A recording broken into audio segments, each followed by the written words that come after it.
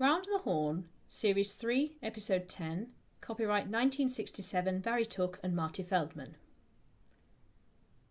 And now Armpit Theatre presents a story of horror and lurking fear.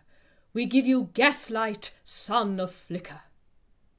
The year is 1890, the place Victorian London.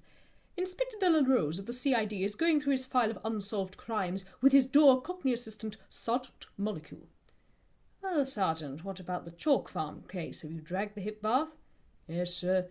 We sent Frogman down, but all they came up with was a sliver of carbolic, a pair of flippers, a bar of chocolate, one roller skate, a waterlogged copy of Memoirs of an Irene Girl and a False Beard. There's no sign of the bishop himself." "Have you tracked down the mysterious hooded finger bogler of Brixton yet?" "Well, sir, we traced the footprints in the Semolina to the boudoir of Lady Crabthrobber, and in her wardrobe we found this." "Oh, that's where I left it. Oh, never mind. Once I get the tea leaves out, it'll be as good as new. That only leaves the strange business of 14 Ganderbody Square still unsolved."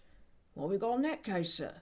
"Precious little. The Countess of Ponder's End was foully done to death with a blunt instrument, namely a blunt instrument, and the house was ransacked, but we never found the assailant."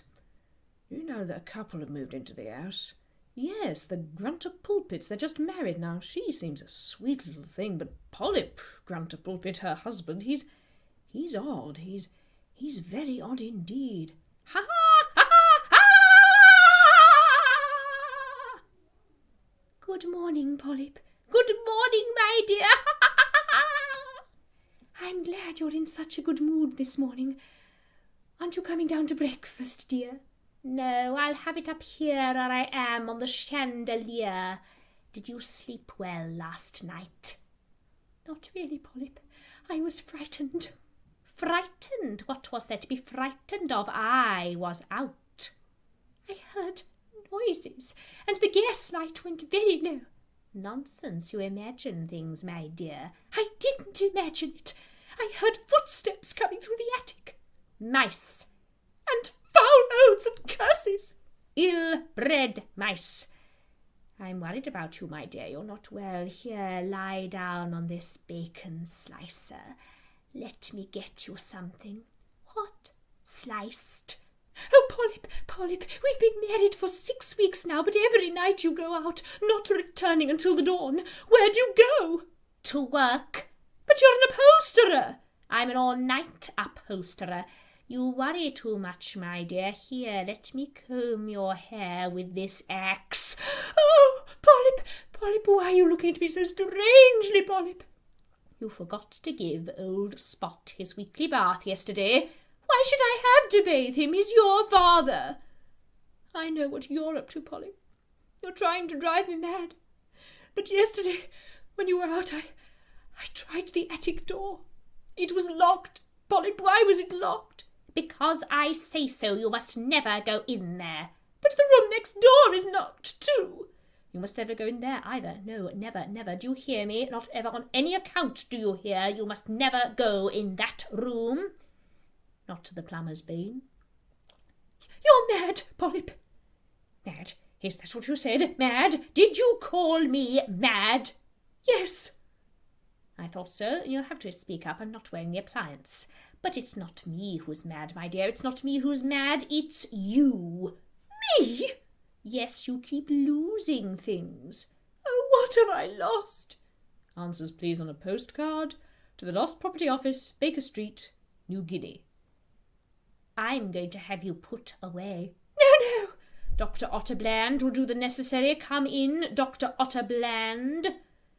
A secret door in the whatnot opened, and into the room stepped the kindly old family physician, Dr. Otterbland, an imposing man with beetling brows that met in the middle of his back. "Yes, your husband has told me all about you. Come with me, my dear." "Where are you taking me?" "To Somerset, Dr. Croke-Raven's private residential hotel for loony gentlefolk. But don't worry, my dear, it's a trust house. Oh, yes, all our residents are trust." "Go with him, my dear. The doctor will never be far away. He has a private practice in Bath." "Yes, every morning the acoustics are better then." I won't go. You can't make me go." "Oh, can't I? Grab her, Otterbland." Grab her, Otterbrand. Give her an injection. No. Don't shrink away, my dear. It's only an 8-inch hypodermic needle. It won't hurt a bit. There.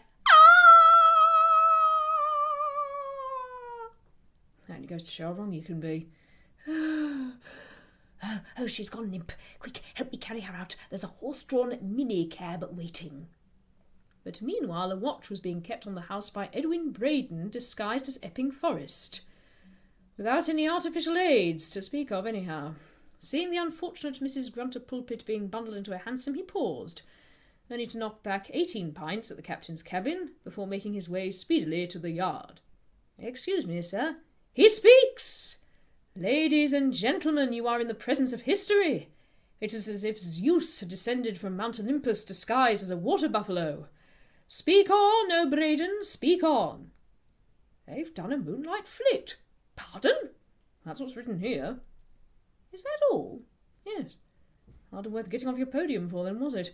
Right, Sergeant Monocule, we haven't a moment to lose. Whew, whew. Not so fast, Grunter Pulpit, onto your little game. Look out, say he's got a bottle of liquid paraffin. And it's loaded. One false move and we all go together. Drop that liquid paraffin. I've got a Beretta here, and I'm not afraid to use it. Drop that Beretta, I've got a Tommy gun. Drop that Tommy gun. I've got a 2-bore Douglas Smith here, and it's cocked. It's only a sawn-off Douglas Smith, sir. Then it's half-cocked, but this is no time to haggle. Drop that sawn-off half-cocked Douglas Smith. I've got a stick of dynamite here. Drop that stick of... No! And that was the end of the affair. The others were never heard of again, but fast plays funny tricks.